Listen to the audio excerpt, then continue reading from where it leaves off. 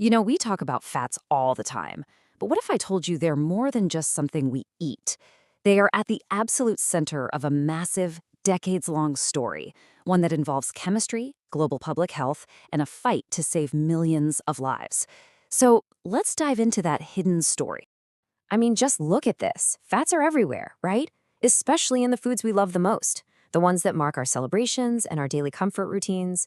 From those festive sweets to the amazing street-side snacks, fats are what give food its incredible flavor and texture. But here's the thing. Not all fats are created equal, and knowing the difference, well, that's absolutely crucial.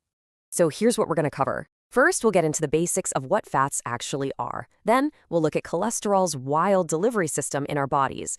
After that, we'll uncover the rise of the story's main villain, trans fats. We'll see the global mission to get rid of them, zoom in on India's amazing success story, and finally, look at what's next for our food. All right, first up, let's break down the fundamentals. What exactly are fats, and why on earth do our bodies even need them? Okay, so the scientific name for fats is lipids, and they are absolutely essential. They're not just for energy, they're actually our body's most concentrated fuel source.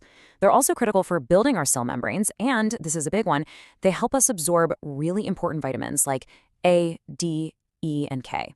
Put simply, without fats, our bodies just wouldn't work right. So the huge difference between the main types of fat, it really all comes down to their chemistry. Saturated fats have these straight molecular chains, which means they can pack together really tightly. That's why they're solid at room temperature, like butter.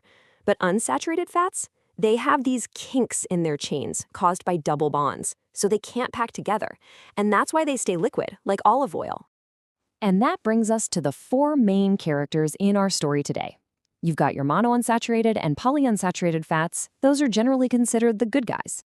Then you have saturated fats, which are a bit more complicated. And finally, you have the main villain of our story, trans fats. Now, to really get how these fats affect our health, we need to talk about cholesterol. But not just cholesterol itself, we need to talk about its transportation system. Think of it like a story of delivery trucks and cleanup crews running around inside our bodies. So here's the analogy. Think of LDL cholesterol as the delivery truck. Its job is to drop off cholesterol to our cells, which they need to function. So LDL isn't automatically bad. The problem is when you have too many delivery trucks on the road, you get a massive traffic jam, which leads to plaque buildup in your arteries. And that's where HDL, our cleanup crew, comes in. Its job is to grab all that excess cholesterol and take it back to the liver. It's atheropreventive, which is really just a fancy way of saying it stops your arteries from getting clogged. In this chart right here, it shows you exactly why that balance is so incredibly important. You see on the left, when HDL, that's our cleanup crew, is low, the risk of heart disease, shown by those tall red bars, just skyrockets. It's crystal clear. You need a good, strong cleanup crew to keep the whole system running smoothly. Okay, so this brings us to a type of fat that completely throws this entire delicate system out of whack: the industrially produced trans fat. I mean, just think about that question for a second. What if we could actually engineer fat that was perfect for food companies, super stable, lasts forever on a shelf, but was just awful for the human body? Well, for decades, that's exactly what happened. These are trans fats, and most of them are created artificially. There's this industrial process called hydrogenation, where liquid vegetable oils are basically pumped full of hydrogen to make them solid. And for food production, this was a game changer. It gave us stable products like margarine and made baked goods last way longer. But it came with a terrible side effect. It created what is probably the single worst type of fat for our hearts. The damage caused by trans fats became so undeniable that it literally sparked a global public health mission to get them out of our food for good. And the stakes here, they couldn't be higher. Every single year, an estimated 500,000 people die from heart disease caused by eating these industrial trans fats. This isn't just about making a healthy choice. This is a full-blown global health crisis caused by one single, totally unnecessary ingredient. The World Health Organization couldn't have been clearer about it. They said getting rid of this one ingredient is one of the simplest, most effective things we can do to save lives on a massive scale. It's a solvable problem with an enormous payoff. And you know what? The world has made some incredible progress. Back in 2018, only 6% of people on Earth were protected by good policies against trans fats.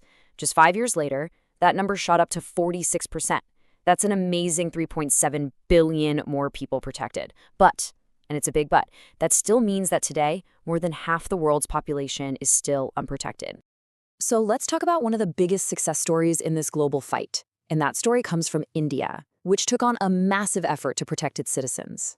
Now, India's Food Safety and Standards Authority, the FSSAI, was really smart about this. They didn't just try to ban trans fats overnight. No, they rolled out this really clever phased approach. You can see on the timeline, they started with a 10% limit back in 2013, and then step by step, they tightened the rules, which gave the food industry time to adapt. They kept going until they hit the WHO's gold standard target of just 2% in 2022. And they didn't do this quietly. This whole effort was backed by a really powerful public awareness campaign called Heart Attack Rewind. It made the goal crystal clear to everyone: achieve trans fat freedom. It was all about educating people about the dangers and building support for the new rules. And this right here, this is what success looks like on a real store shelf. For generations, Vanaspati was a staple in Indian kitchens, and it was a huge source of trans fats.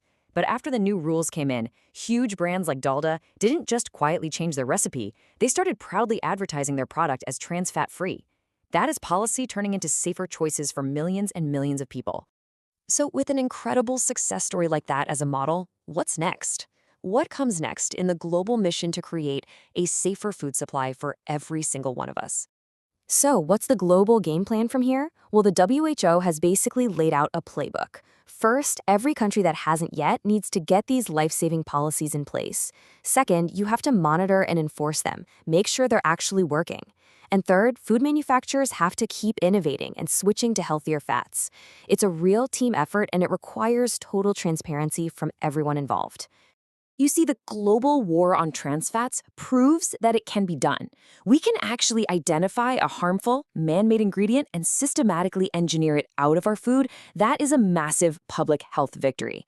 Daily science और exam videos के लिए कोडेक्सिया hub को subscribe करें।